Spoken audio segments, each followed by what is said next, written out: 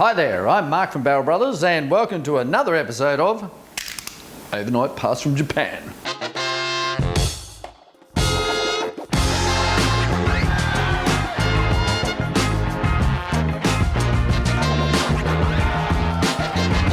Today we're making the Spacia even cooler, if that's even possible.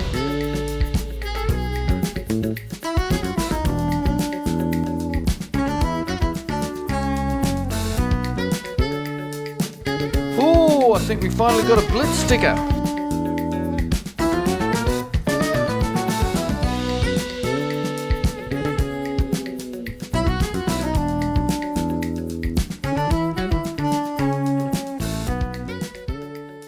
Now there is a couple of other things that you need to be aware of if you are lowering your car. If you notice, this one is a little bit higher in the rear.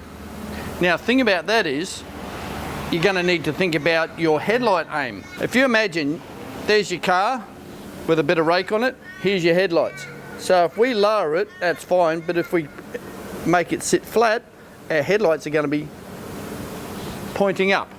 So don't be that guy. Honda guys, I'm looking at you. You need to adjust your headlights down. The best way to do that, which I'm going to do in a minute, I'm going to pull this door down, put the car inside, pull the door down, turn the lights on and make a mark of where the lights are now. Measurements again. I'm going to also measure my guard gap here and see how far we actually bring the car down, mainly at the front, how far we bring the car down. And then once it's all done, I will take it back inside, aim it up on those marks I've made on the door and adjust them so they're in the same place. The other thing you need to think about, especially if you're lowering the front of your car, as you lower it down, your roll center changes and your wheels will toe out. So it's going to need a wheel alignment afterwards. Okay? Lower your car, wheel alignment. That's how it works. Low, wheel alignment. Okay? Always do that. Otherwise, like, it's just, especially if you're adding camber, imagine. Okay, so we're adding camber, it's on the inside of the tyre, then we tow it out, so it's just dragging that inside of the tyre. It'll wear out, like, tyres will be gone in no time. Here we are inside with the roller door down and the lights on, and we're just going, with our trusty paint pen, we're going to mark. Oh, that's handy. The end's disappeared. Don't panic, I found the end. Right there and right there. Now what we'll do is we'll mark where our wheels are too. If you're in a rental property or if you want this easily removable, it's probably a good idea to do this sort of stuff with tape.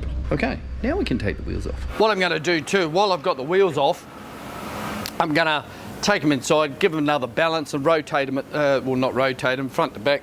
I'm going to go side to side. These aren't directional tyres, so it doesn't really matter if you take it off and put it on the other side. But always good to rotate your tyres. I've got a different offset or different width tyre, front to back. So if they were square, you'd just rotate the whole bloody lot, front to back, side to side, whatever. But usually you go front to back. That's probably the easiest. Mainly because this, I mean, it's a four-wheel drive, but it's actually a front-wheel drive that uses the rear-wheel drive sometimes. This will still chirp on a cold morning. You'll still chirp the front wheels if you stand on it with the power button on. It's not the most powerful beast, but does the job surprisingly well. Yeah, as a little load carrier, it's bloody brilliant. It really is. I've got some seats in there at the moment. Ooh, red. I don't even know if they're going to fit yet. They only just fit me. That's in another story, so we'll get to that later. Alrighty, when you're doing measurements of a car, it's a good idea to do it on the sills.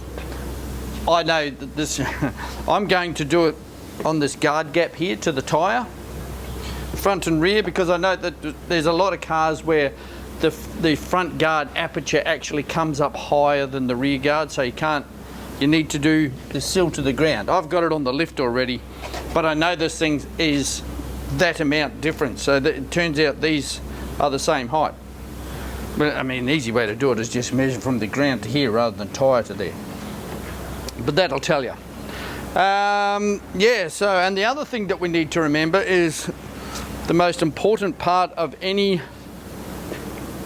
performance upgrade, the sticker. This is where the real performance comes from, okay? Sometimes you can even put the sticker on with not having the actual product on your car. follow me for more performance tips. So any good kit, when it comes to the instructions for a specific car, and most of these coilover kits are for a specific car, it's really handy, like Blitz has done here, to include the alignment data. It's all there. So yeah, you can zap it all in and take it up to your wheel aligner, which I'll be doing on Monday, and have it put all in. Because like when you lower it, it's depending on the type of car or the type of strut that you're putting in, it will camber, or you can dial it in. And just as an aside here, if you're doing it yourself, your basic rule of thumb is you need to double your camber for your caster. Okay, so if you dial in 3 degrees of camber, you need 6 degrees of caster, and that'll really improve the driving dynamics. It's just a basic rule of thumb. To really set it up race car sort of spec, you need to set it all up properly, and that'll depend on the individual car and depend on what you're actually doing with it. But this is just a little road car. It doesn't need miles of camber. We haven't got heaps of poke where we're trying to tuck it under the guards or anything. But yeah, use that one. 3 degrees of camber, 6 degrees of caster. 2 degrees of camber, 4 degrees of caster. Okay, it'll really help. Okay, let's get measuring. Okay, so we've got 60 millimeters front and 75 back. So the rear is 15 millimeters higher than the front. So it's gonna have to come down. According to the kit, there's 30 millimeters of lowering in the rears. Now the fronts will go further than that.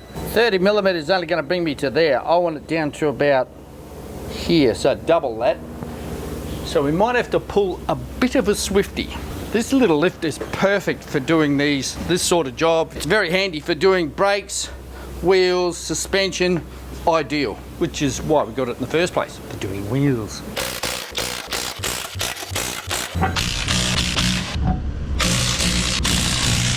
I think I might check the balance on them now.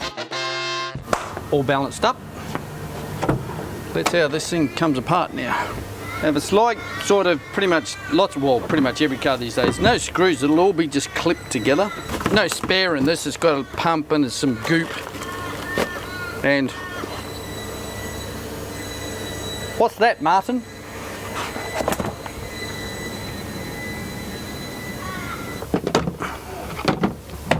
Bicycles, so you're supposed to put your bicycle in there and then ride out to the subsequent area. Got a light on that one, so we'll do this one first. There we go. Oh, one of my doovers has fallen out. There we go. Gonna have to open the door for this one. It's under the floor, the door panel as well, tucked under at that end. So it's like, you know, one of those, oh, to change the tail light, we've got to start at the front headlight and work your way back.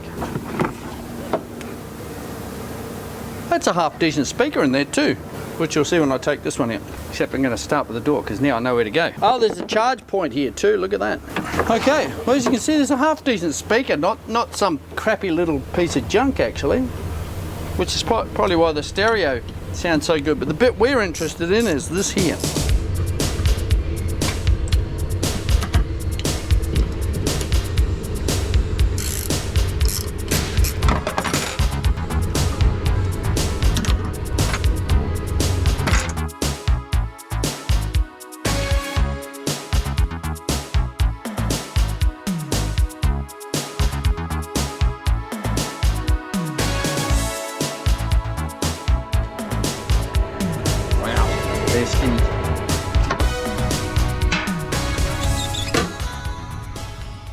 Okay, everything's out. The springs are quite a bit shorter, and the shocks, and you see they're a bit shorter there, and this is about as far as you can wind them in, and they're a lot shorter. These have an adjuster here, as you can see there's a little bit left. What I'm going to do is I'm going to start by winding them all the way down, same as the shocks, and then we can just wind them up as we need them. They're quite light because that's all aluminium, but that's sort of down as far as it'll go there. So I'll go all the way down, and we'll try all the way down, put it on the deck, and then see what the story is.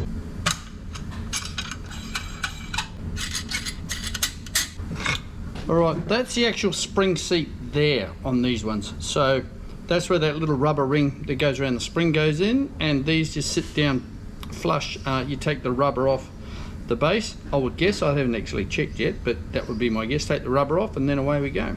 Quite a lot can be discerned by reading the instructions. For instance, we have ascertained that we use both rubbers. The adjuster is at the top, not the bottom. And if you need to know any more, there's always Google Translate. Well, that's interesting. They've got 2 of these on each spring. One low, one high. Just a spring damper, I suppose, a noise stopper. Oh no, we've covered up the Blitz on the spring. How will people know they're genuine Blitz? By the sticker on the back window, that's how. You know what's even better than not putting the product on and just putting the sticker on? Going and getting a fake sticker and putting that on. That's even better. Well, that's quite a bit of difference. You may even have to wind these up to make it practical, Kevin.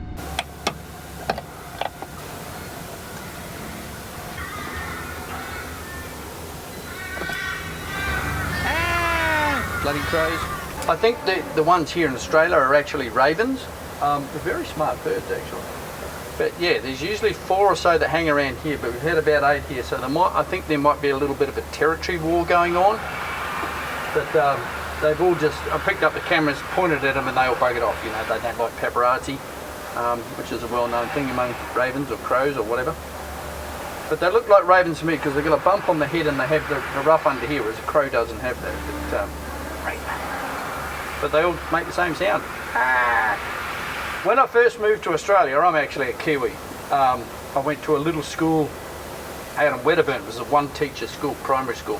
So the different years were actually different rows of desks. And when we went, you know, it was in the middle of bloody nowhere. So when we went out for morning tea or lunch, or recess, or play lunch, or whatever the hell, when we went out there for that, I could hear somebody calling my name. What the hell is that?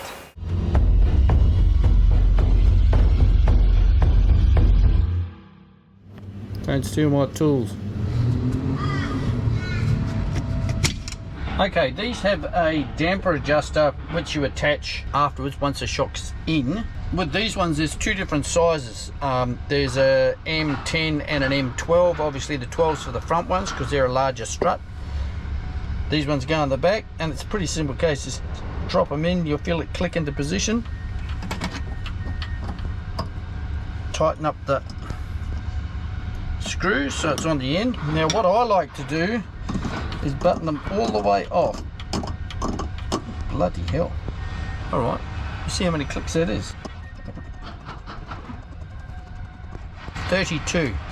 So we'll button that right off, because right off is no damping at all basically, and go up, you know, because we've got 30 instead of 20, we go 1, 2, 3, 4, 5. Done. These come with a little extension, so when you put the panel back on, you drill a little hole in it, and that can sit up above the panel, and you can adjust it without having to take the whole panel off, which is a bloody good idea. Yes, and that just screws onto the top with a little grub screw and gives you adjustment, and away you go. As you can see just from the droop, that's quite a bit lower already. Get some wheels on, get it on the ground, and we'll have a bit of a squiz. We may have gone too low. Alrighty, at this stage of the game, none of the height adjusters are tight. They're just sitting there, so what we'll do is basically drop it onto the deck, have a bit of a look at it height-wise. The front's not going to matter so much, as I said before, they droop in, so when you put it first down on the ground, it'll be sitting up a little bit high. You need to go forwards and back to get it to sit flat, but we'll just go down and see how this looks. Could still go further, I think, but that's, you know, I need to jump on a little bit to see if that's where it's going to actually be, but it's got that, you know, that American truck, they used to drive utes around here like that too, like a dog that's got worms, you know, they drag their bum around. It's got a bit of that to it. I think this could also go with a taller tyre. It's a 165/65 at the moment. I think we'll go, when these wear out, and they're not that far off, especially the front ones, we'll go with a 175, something a little bit wider and a little bit taller. Definitely better though. Okay, just from that little bounce, I can tell two things. One, our bump stop's going to have to come out, and two, there's not enough damping there. That's going to have to be wound up a bit. But that's just going straight onto the onto the rubber stopper. So yeah, that's got to go. Alrighty, so we've gone up to 15 on the dampers, and that's a lot better. As you see, it's not bouncy anymore. We might button it off another couple. We had it on 5 to start with, and then we went up to 10 and it was still a bit bouncy, so I went up to 15, probably a little bit too far. So I'll button it off a couple and then we'll leave it like that and actually take it for a drive and see what the story is. Those bump stops have got to go, even in the instructions. If you've got problem, take the bump stop out. We've actually got to undo everything and droop it down so we can actually get to it, because it's sitting up inside the spring at the moment. So okay, bump stops out. So now I've worked out what I want our maximum droop to be. As you can see, it's a little bit lower than the shock, so all we have to do now is just wind it down to suit, and that's pretty much bang on. So now we can lock these up and lock these up. We know we're around about the right height. Okay, that's a rear suspension done. Now we've got to do the front. My mates are crows are back. All right, thanks for watching. Look after yourselves, and we'll see you next time in toasted tinkering front suspension. See you. As you can see, my daughter's moving her stuff in. Wickety whack candles. They're a little brighter than Barrel Brothers. I recycle all this bubble wrap.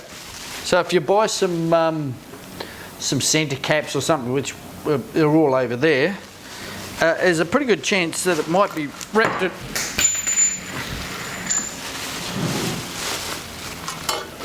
genuine Blitz bubble wrap. Better pick that up.